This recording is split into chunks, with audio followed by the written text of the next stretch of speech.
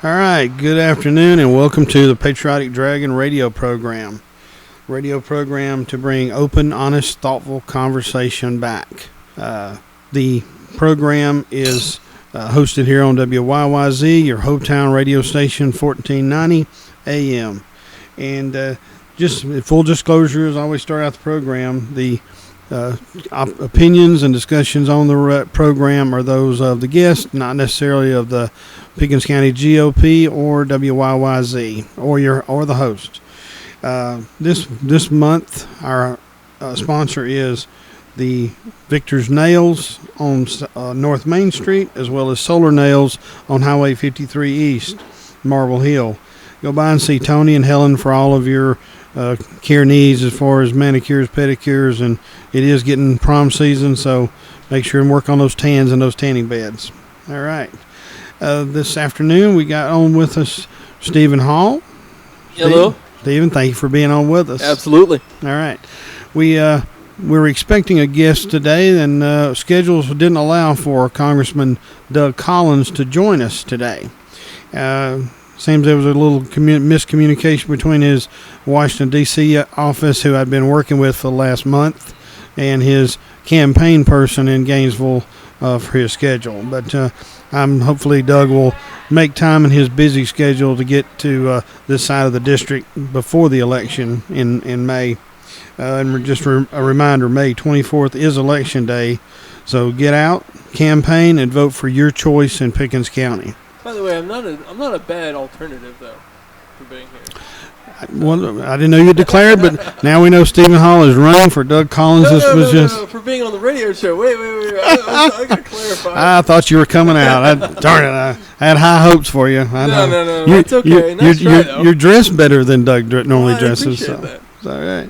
What this is something that we've been wanting to talk about on the program, so it's I think it's great that Stephen's on, being a political science graduate of the fine institution down south, Kennesaw State. Go Owls! Something we've really wanted to kind of dismantle and talk about is the real history of the DNC, or the Democratic National Committee, and the RNC, being the Republican National Committee, conventions. If contested conventions is a bad word. And we want to get into that, and want to just kind of run through some dates and facts, and give some people an idea of how elections have been in the United States over these past 238 years, not just this year.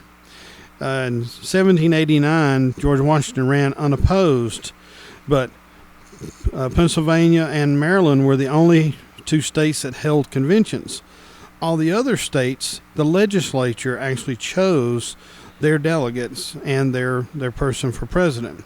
New York did not even elect a president or U.S. senators that year. The House there was so divided. It was finally Washington's results of 69 votes over John Adams at 34, and the 12th Amendment finally set up for have each electorate cast 2 votes for president, and the most votes at that time became president, and the second runner-up became vice president. So a lot of people don't realize that from history, and I think it's something that has evolved, and as you'll see as we go through this, things have definitely changed. Then in 1792, Washington ran again unopposed, but there was a division between the Federalist and the Anti-Federalist in what was the single-party system at that time, and Washington won with 132 votes, unanimous, and Adams was second place with 77. So Adams didn't get 132. Washington got all the votes, and only half of the people voted for Adams even as VP. So in 1796 was the first true contested race for president. Adams won with 71 votes. Jefferson finished in second place with 69 votes. In 1800, the election saw the Republicans run Thomas Jefferson and the Federalists run John Adams. And this election introduced the House of Representatives, and it took 19 ballots for those two gentlemen to come down with that 2 vote spread between the two of them. So that was a long, hot afternoon in Philadelphia. In 1824, the GOP split due to a large majority of the states now choosing electorates by the popular vote. Groups in each state nominated candidates for president, resulting in a favorite son candidates. That year in 1824, Jackson won with 99 votes, which was 152,901 popular votes for 42%. Adams came in with 84 electoral votes, 114,000 votes. Crawford had 41 votes, and Clay had 37. And in the House of Representatives, Clay finally threw his support to John Adams, who was the eventual winner. So, that was just in the Republican Party, just split internally. All right. We jump a little bit forward into 1852, and this, as they say in history, dealt the death to the Whig Party and the start of strong Democrat parties. It took 49 ballots at the convention for Franklin Pierce to be elected president with 254 votes to 42. Okay? 1856, the Republicans started to gain stature with a platform of opposition to slavery and free labor society. And just to remind those voters out there of today's parties that the Republican Party in 1856 were the ones who were opposed to slavery and believed in free labor society, did not believe in free labor society. The Republicans carried 11 of the 16 free states with 45% of the northern ballots. So, and that was in 1852. Then when you get into a little bit more direct correlation between the two parties, the DNC, of the Democratic National Conventions, they've had contested conventions as early back as 1844, where it took 9 ballots to elect Franklin Pierce, Raymond Polk. In 1852, as I said before, 49 ballots to elect Franklin Pierce as their delegate. 1856, 17 ballots for James Buchanan. In 1860, it took 57 ballots for Stephen Douglas to take it by the 2/3 majority rule that had been established. And they defeated slavery. 1868, 22 ballots for Horatio Seymour. And if some of these names don't mean a lot to you, it's because not a single one of these gentlemen went on to become president. Okay? When they elected Horatio Seymour, it took 22 ballots, and it was because of Reconstruction that the southern slave-friendly states were disenchanted with it and actually walked out of the convention and didn't cast their ballot at all. In 1896, 5 ballots to get Williams Jennings Bryan. In 1912, you jump forward, 46 ballots to get the famous Woodrow Wilson. 2 decades without a congressional election before that. In 1922, 44 ballots to pick James Cox as their delegate. Jump again forward to 1924, the most contested race in history. 103 ballots. The longest convention in U.S. history. John Davis, who I'm sure you're all familiar with from history class, who did not become president. The RNC and the DNC were opting for conservatism, and it became the end of the great progressive era when the KKK supported William McAdoo, a Democrat, and in the general election, all of the Democrats were crushed by Calvin Coolidge, President Calvin Coolidge. In 1952, 3 ballots to get the famous Adlai Stevenson. with removal of the 2/3 rule in order to get that done. So rules have changed, and just to reiterate what I'm sure that we're all aware of in our political system, at that convention, the rules can be changed at the convention. That's the reason they have a rules committee. Okay? And in 1968, the famous one ballot nomination of Hubert Humphrey and the start of the DNC superdelegates. The superdelegates, Humphrey had gone out, did not campaign, but actually went to large donors to the Democrat Party and silenced the popular vote on the floor by going straight to those delegates, and that became the DNC's mark and trade of the superdelegates. On the RNC side, the Republican National Convention, not quite as colorful a past, but there is that past there.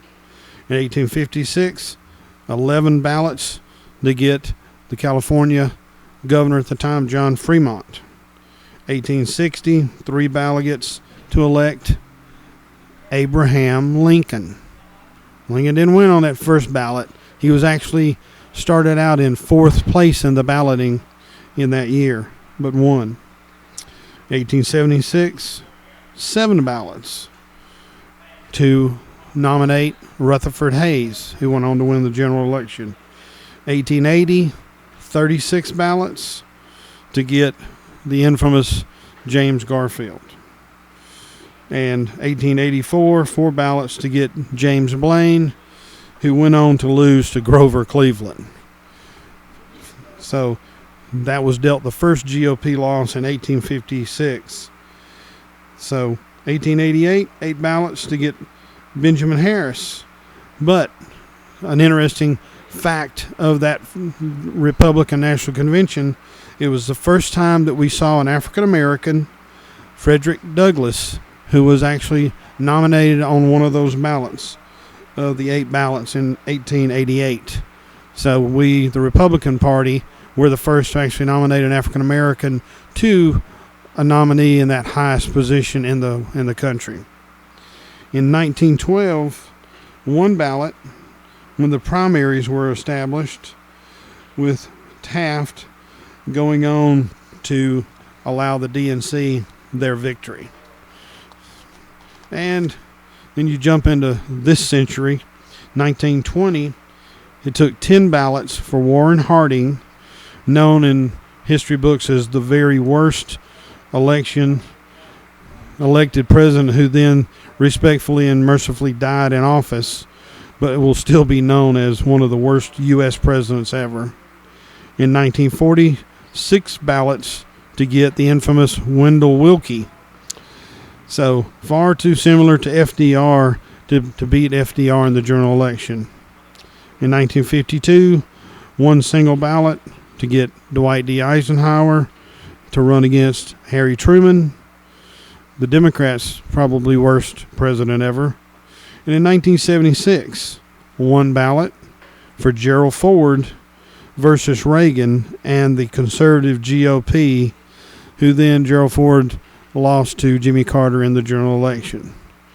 So, these are just some facts out there that when we hear the mantra on the national media, the national programs, that what we're seeing in 2016 with possibility of a contested convention is something that's never been seen before.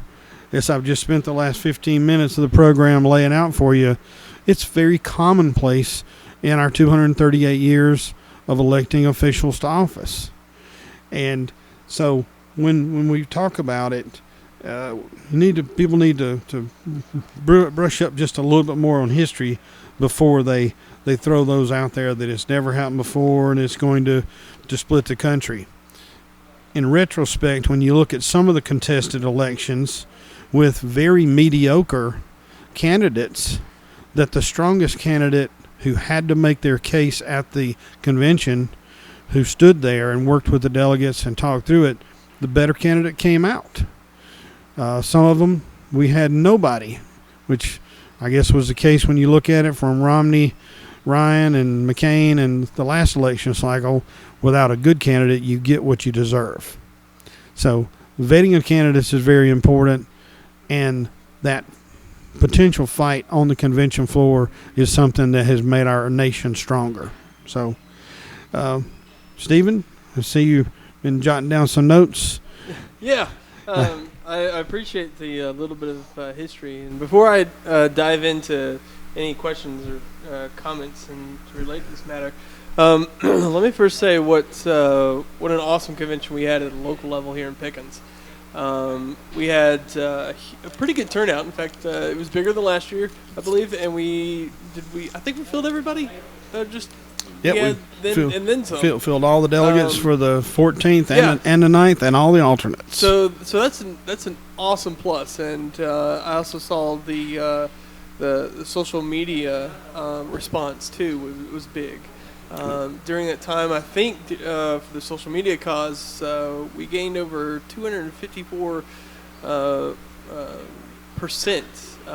245%, excuse me, and response to that's likes and everything just for that one little thing that we put up. So that's a great stride just for this one county. Yeah, this involvement really matters, and thank you for your efforts on that side of it to get us past that 200 likes and get it out there. That was a big move in the right direction, and I was pleased to see a lot of new faces and some old faces who haven't been involved in Pickens politics who showed up, made sure their dues were paid to the Pickens County Republican Party, and be active in several different ways at the convention that Saturday morning. Yeah, I mean, the overall goal is to have a positive political discourse, and I think we did that. We not only got more people involved, we not only got good membership coming in,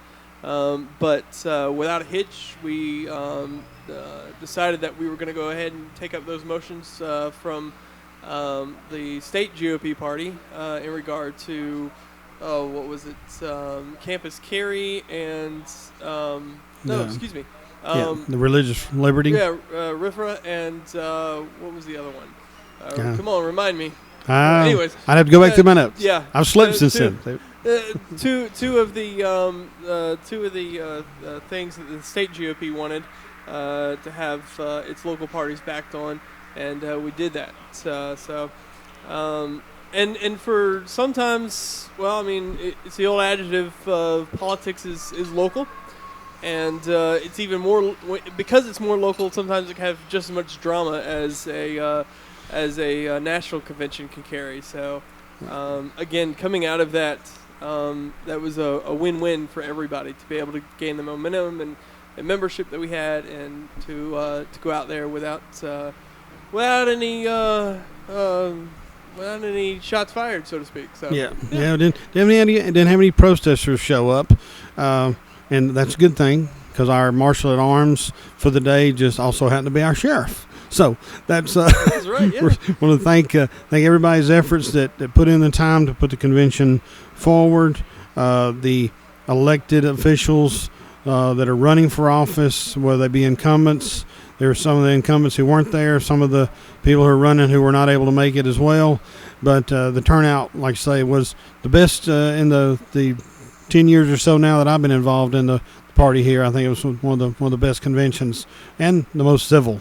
Yeah. So, yeah.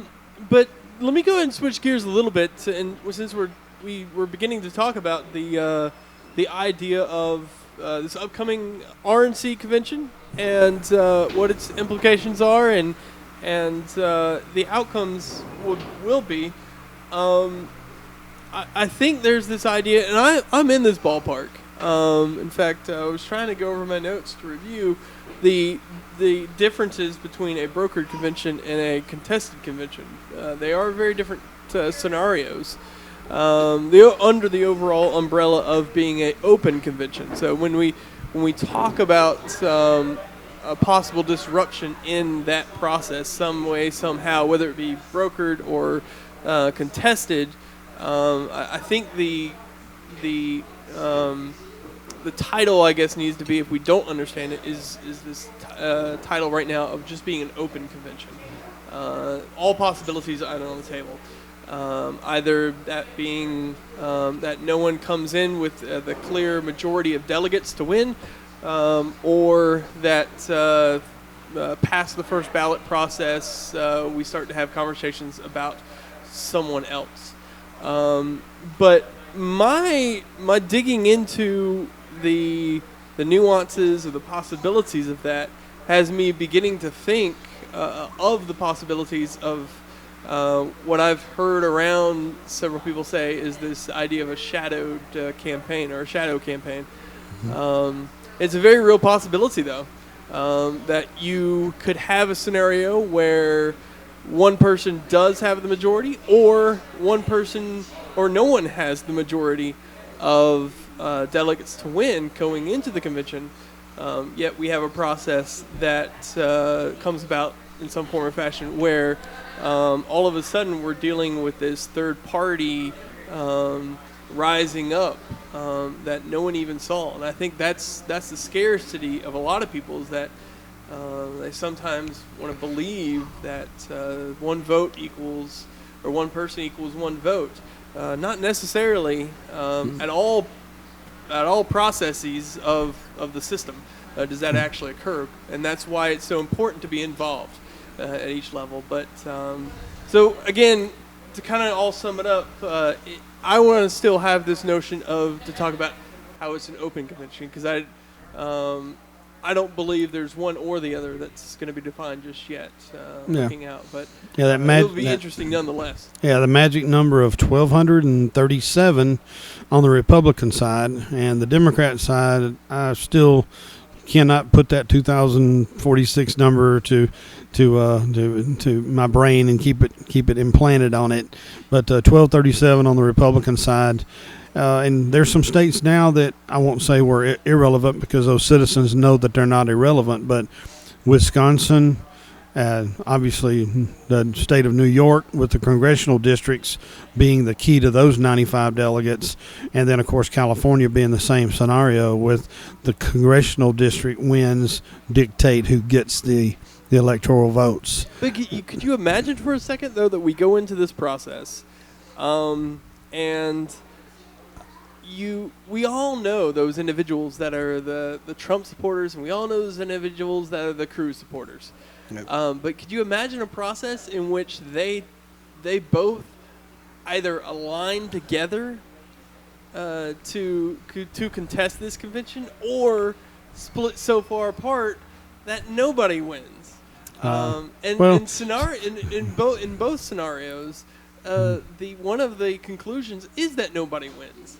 More importantly, that Hillary Clinton would win and the American people lose. That is another piece of the puzzle that you've got to be able to solve. Yeah. Well, and people need to take a deep breath, step back from their one or two issues. And for most people that I talk to in all those different camps, whether they're a Kasich fan, whether they're a Bernie Sanders fan or a Hillary fan, they have one issue that seems to be pulling them to their particular candidate choice.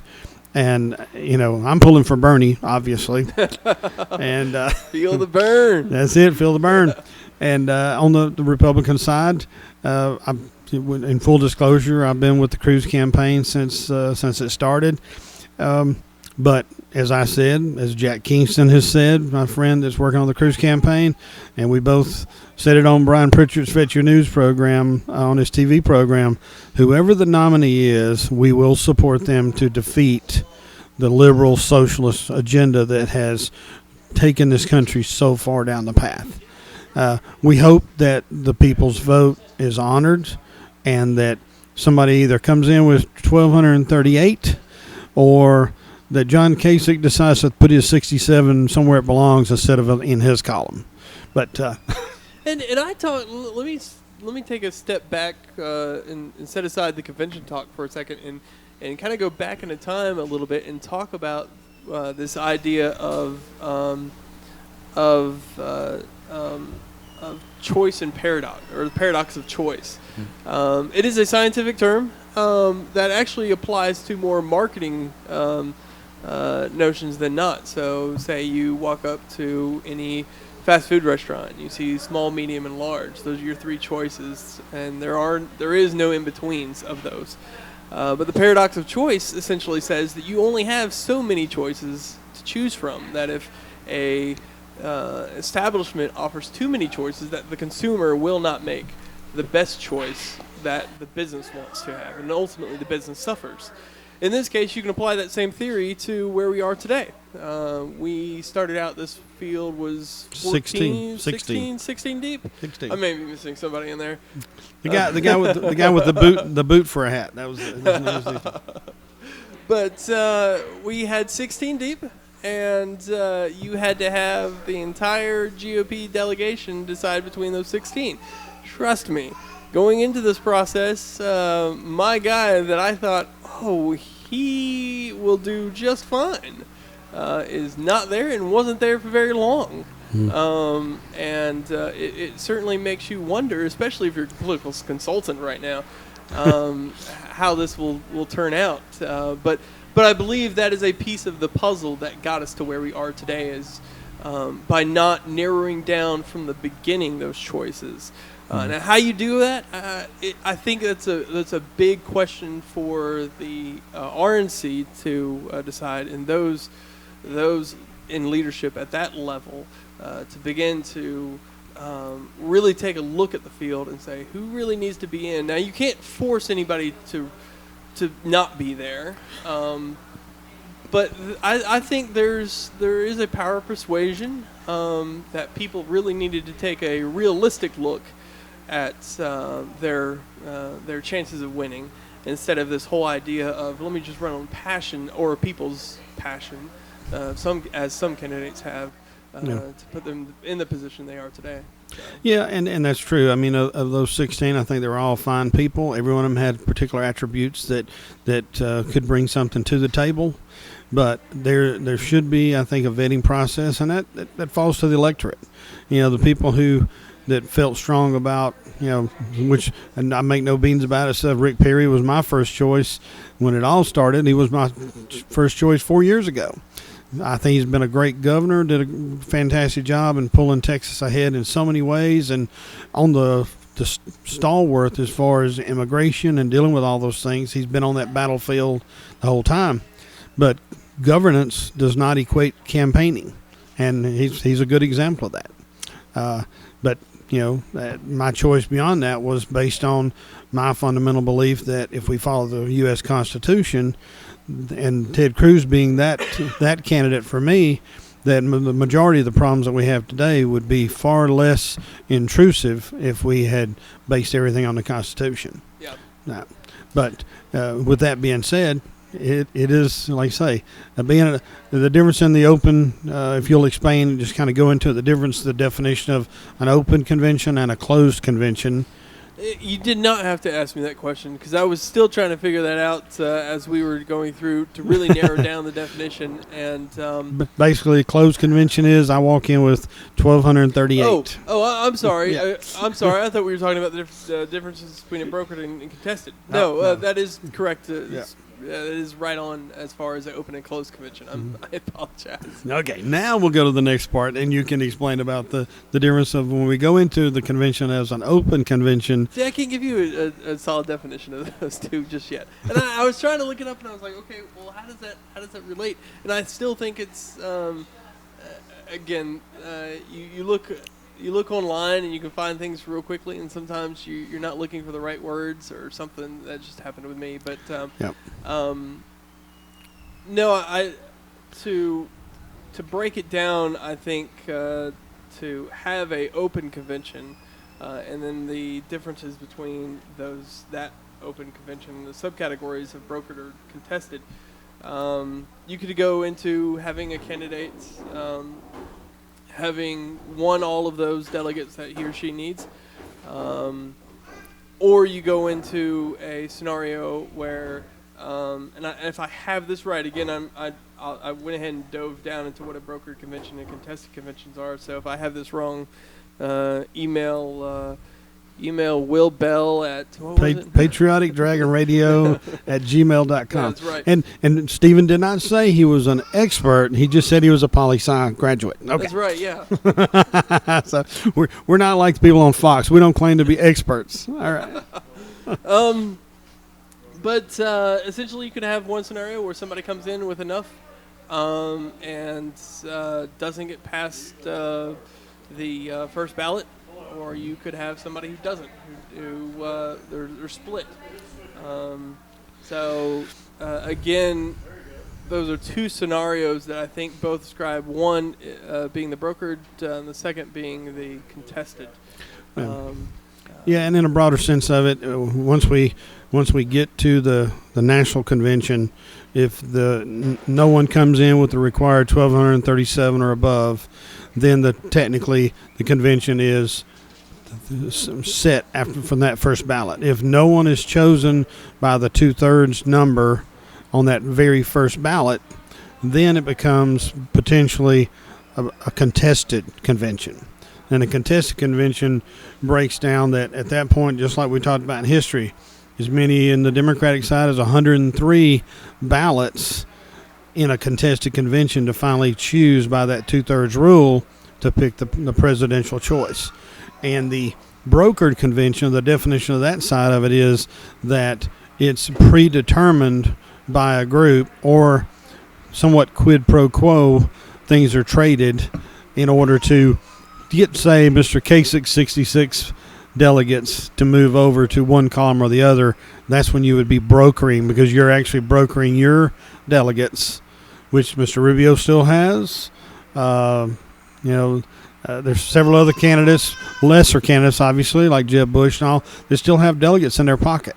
So they can broker those delegates for either a platform position at the convention, or that a rule be moved and that type of thing. Well, this is one of those times where, before you went into a very good description of what those brokered and contested conventions were, it should have been one of those times that I should have said, well, for the other people who don't know, tell us what a brokered and contested convention were, because that's what I would have said to you before you so elegantly just schooled me on what those two were. So I appreciate that, because you put it in. I put it in layman's terms. That's Well, not only layman's terms. So I graduated. I tried to back out of that entire situation, and you were like, "Okay, well, I know, so I don't care what he thinks." Yeah, I graduated as an ag major, so it's easy for me to keep it clean and simple. So, and I think for most people, they need to understand the political system. They need to understand, I think, also that if this occurs at our national convention, it won't be the first time. Probably won't be the last time. It may be different parties the next time, but it won't be the last time that it occurs. And let me talk about something in the broader scheme. So we got down to the macro level of, micro level of, the nuances of the convention and what the possibilities might be, but backing up and again speaking at where it all begins, how we got here. I think it's very important for people to understand that it's all about being involved at your local level. Local level goes to state, state goes to national. Pretty simple in the grand scheme of things. Mm-hmm. But it shows the importance of being involved, because those individuals that ultimately move on to your district and then your state, then your local. Sorry, I missed the district in there the first time. Are the ones that are going to be holding these conversations, that are going to be having these votes at the national convention. Our sole focus is on this dramatic tale of what's going to go down in Cleveland. Yeah. But if you don't have those people in place at the local level, and then ultimately rising them through the ranks, passing through, I would consider the vetting process, because there is. You actually have to go through an interview process to be a delegate at the state level. At the district and state both. You're going to have a whole lot of people going in there, whether you're Trump or Cruz or Kasich, no matter the case. But okay, anyways. you're going to have a lot of people who, one, don't understand the process, and two, who are going to have a whole lot of passion. And I am a big believer in this idea of passion versus reason and the balance of those two. It's great to have a whole lot of passion. Passion is what drives people sometimes, what gets them up in the morning, or what puts them back into bed. But if you don't have reason, and reason's very clear, it says this is the law of gravity. Gravity is very real. Though you may not want to believe it, it's going to knock you on your butt. And when it does, you will believe in it. And it's very equative. I just made up that word. That's good.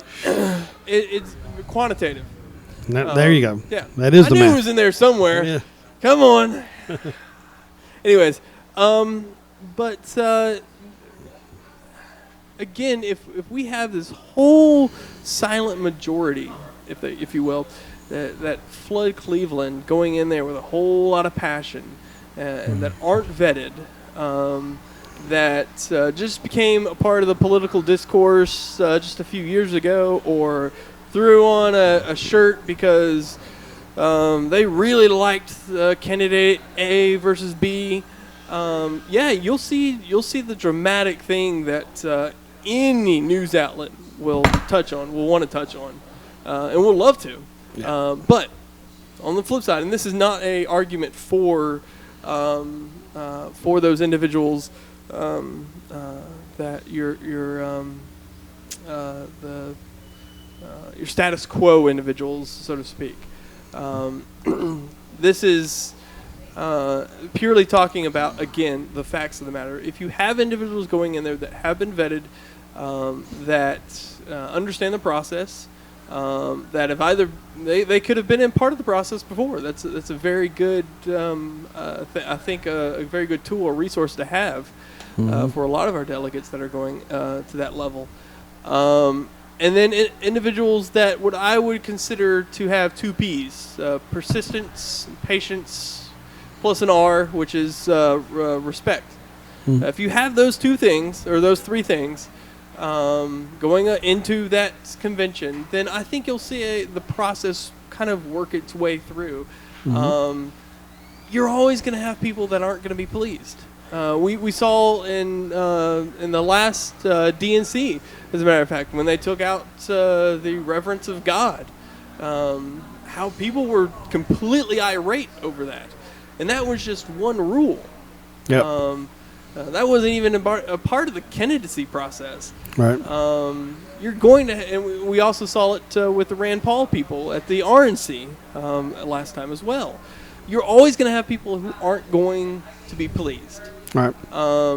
But again, if you have those individuals going in there, those strong leaders going in there, a mixture of new blood and old blood, and finding a candidate that can ultimately do one thing: beat Hillary, or two things: get us on the right track and beat Hillary.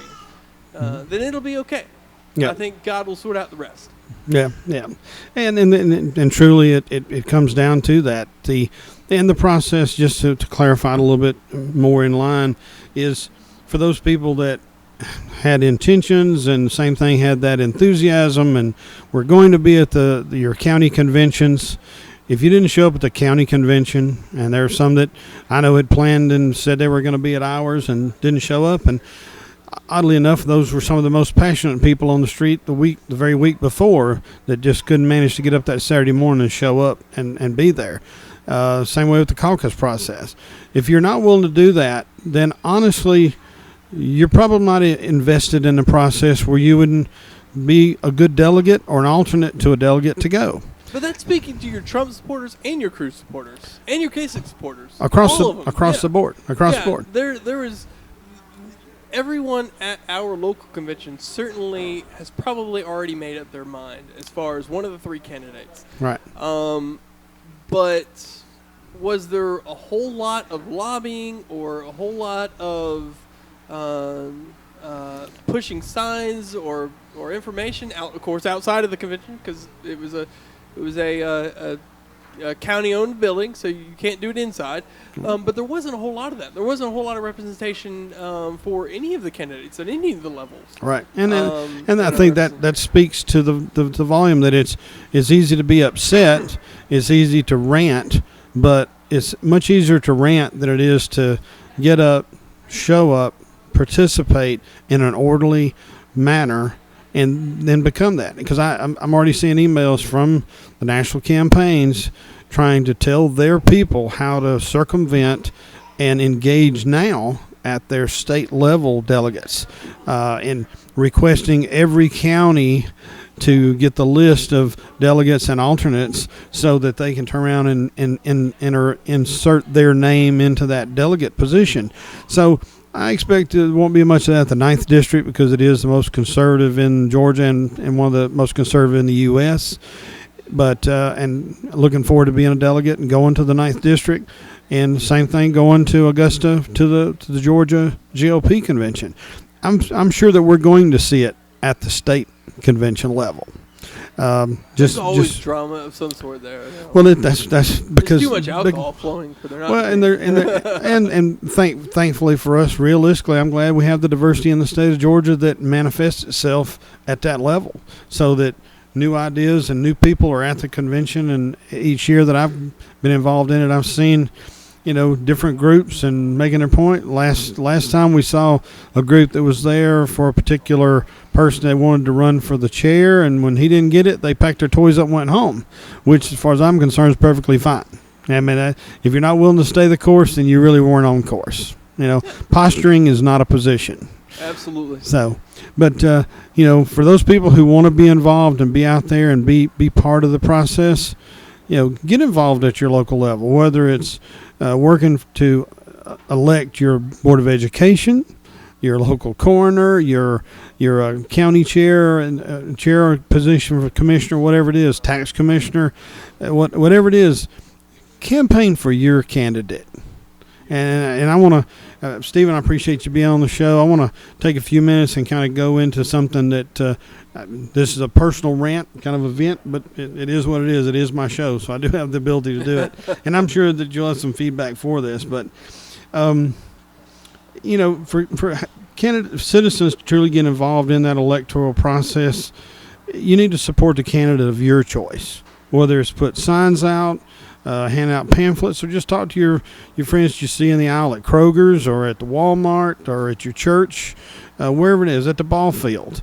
Let people know who you plan to vote for, why you plan to vote for them. Make the case for your candidate. I respectfully have an issue with people who oppose others' choices in candidates.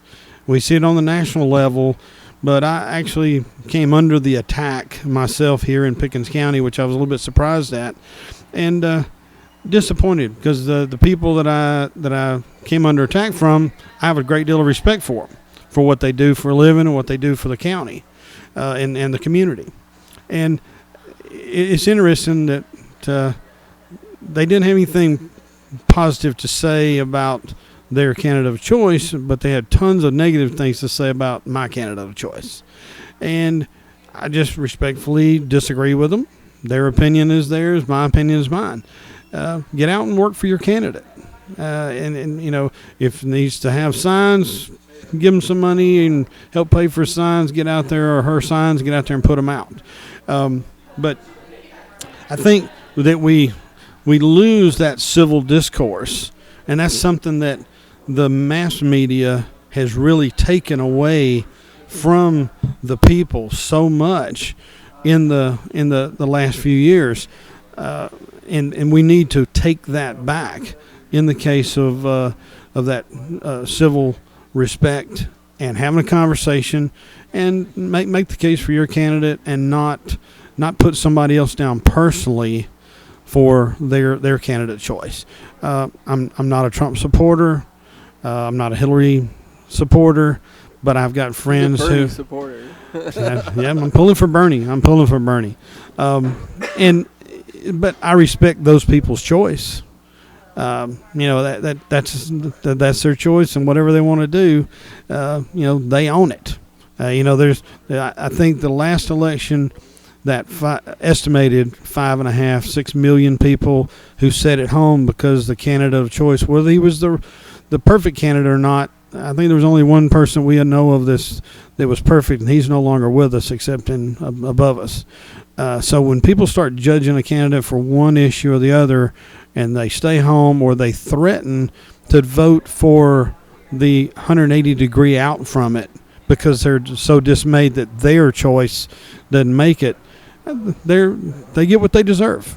And my question this cycle will be the same thing that I asked 4 years ago. At the end of the election, whatever the outcome is, when somebody complains to me about the candidate that did get in or didn't get in or did not get in, my question is going to be, did you vote? And if they answer honestly and tell me they didn't, I'm going to tell them to shut up, because I have no opinion worth me listening to. They got 4 more years to get engaged, get educated, and get involved. But that's the end of my rant. I'll turn it over to you, Stephen, if you want to. I would certainly agree with a lot of that. As far as the candidates themselves, I'll get on I'll highlight an example that I saw not too long ago. We had a GOP event here in Pickens, and I had this lady that was representing this candidate come up to me, and I informed her about our convention. Said, hey, you need to know about this. If you're so passionate about your candidate of choice, then show up, be a part of it. Oh, I've got something that day to do. Well, push comes to shove, nobody from either candidate's party showed up to be a part of the process. So those leaders of those local campaigns, or of those leaders at a local level of those big campaigns, and everybody in between, needs to come out and be a part of the process. To wrap up and to go in a different segment, you talked about political discourse. Here in Pickens, we're doing that, I think. We're starting to have more conversations about being more inclusive to those individuals who aren't just staunch GOP supporters. Understanding that the Democratic Party has 10 people to show up to their meetings, and we have 25 that show up to ours. And if we're going to want people to be involved and have this overall conversation and enhance this idea of political discourse, especially at a local level, it includes the things that we're doing here. And I'm proud to be a part of the Pickens GOP. But yeah, I would certainly like more people involved. Yep, absolutely. And on that, we want to just kind of cover some of our upcoming events, which we're really excited about this. Directly on the show, Thursday, April 7th show, we'll have District 51 Senator Steve Gooch will be on with us. District 54 Senator Charlie Bethel will be joining us as well. Those two gentlemen will be on with me together, and we're going to have a little bit longer show. We're looking at about an hour and 15 to hour and 20 minute total program, because along with them will be joining us Dr. Paul Brown on his Fed Up tour. We'll be stopping in to see us as he's in our neck of the woods. So make sure and come out if you would like to have a few minutes of time with Senator Gooch, Senator Bethel, or Dr. Brown as he makes his run for office as well. And just a quick note, please be aware of our 2016 Pickens High School Scholarship that the GOP is sponsoring. Please see Miss Whitfield in the counselor's office for details on that scholarship application, what you need to do. Looking forward to being there at that event for senior night. Then here on the show, say real quick, that's free money, people. Yeah, free money. Free money. Yeah. When I was a high school senior, we couldn't make it any more easier for you. That's it. And I think when you see what we're asking students to do to qualify for it, we want you to draft a summary and a letter of what you aspire to do and who inspired you to choose the path that you plan after school. And this is not tied to GPA. It's tied to passion. So we're looking forward to some great things from our graduating seniors on that regard. Thursday, April 14th show, we will have our special guest, Meg Norris of the United Opt-Out group. as well as local Catherine White, who's running for Pickens County Board of Education Post 1. And Meg Norris is going to be with us. She helped write the bill SB 384 that just passed down at the state to help the parents have more involvement and be able to lower the amount of the massive testing that our teachers and our students are having to do. They're going to be able to discuss the state testing and how parents can opt out legally and do it the right way. And those ladies are going to be with us, and there's a large group that actually are coming out to meet with them after the show. So if you're a parent in Pickens County and you want to find out more information about United Opt Out, please come out here to Rocco's Pub and Grill that Thursday and join those ladies. Thursday, April 21st, we will actually not be doing the show here. The Pickens GOP will be having an opposed candidates debate. So it's going to be open to the candidates in the county who are running opposed, and that will be at Chattahoochee Technical College at 7 p.m. We will be recording live that night, and then we'll have the debate highlights on our Saturday noon show if you can't join us. But please go to the Pickens County GOP website. We're going to have this starting this weekend, a form there where you can actually put in your questions for the opposed office candidates, that being the county commissioner office, the tax commissioner's office, the Board of Education Post 1, and the coroner's office. All four of those, and those candidates we expect will all be there for the debate. On Thursday, April 28th, our show will be here back at Rocco's, and we'll have John Williamson running for office in the 51st District in Georgia. And John will actually have a meet and greet here at Rocco's following the show. So come out, meet John, talk to him, get information on his candidacy and where he stands on issues. And also, reminder again, May 24th is Election Day, so get out, campaign, and vote for your choice in Pickens County. And one last announcement, we're very excited to be announcing our Dodgeball for Special Olympics. And that will be held May 14th at the Community Center on Camp Road. Same thing, after this weekend, you'll be able to go to the GOP website for the team forms and to sign up for this great cause. We're really excited about doing this event for the Special Olympics here in Pickens County. And for those that may not know it, May 6th is actually the Special Olympics competition here in Georgia or in Pickens County. It'll be at Pickens County High School all that day. So, by the way, this is a real big day for anybody who wants to take out their anger on someone else, just to throw a ball at somebody's body. I'm just saying it's an awesome excuse. Yeah, really. And I'll certainly be throwing. And you can imagine anybody's face on the opposing team, whatever you like to be. But it's a great cause. We're honored to be involved in this Dodgeball for Special Olympics, and so put yourself together, 7 people to form a team. 3 people be on the floor, so when those 3 start huffing, you can put in 3 that start puffing, and be out there. And I spoke with Rick Jaspers, our state representative, and he's actually putting together the Cove Road Express, I think is what they're going to call themselves.